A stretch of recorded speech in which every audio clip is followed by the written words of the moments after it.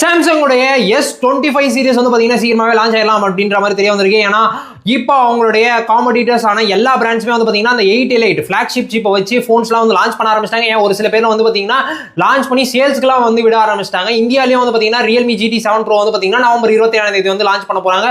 So இந்த மாதிரி விஷயம்லாம் போயிட்டு இருக்கல, அப்ப நான் மட்டும் தொக்கா அப்படின்ற மாதிரி தான் சாம்சங் நினைச்சிட்டு இருக்கேன். அதனால நானும் சீக்கிரமா லான்ச் பண்ண போறேன் அப்படின்ற மாதிரி ரூமர்ஸ் அண்ட் லீக்ஸ்லாம் வந்து வெளியே வந்துட்டு இருக்கு.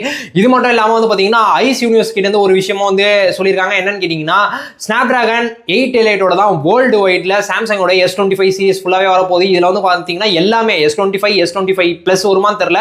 ஸோ S25 ஸ்லிம் அப்புறமா S25 அல்ட்ரா இது எல்லாமே வந்து பாத்தீங்கன்னா வரப்போகுது இந்த ஸ்னாப்டிராகனோட 8L8 வச்சு தான்.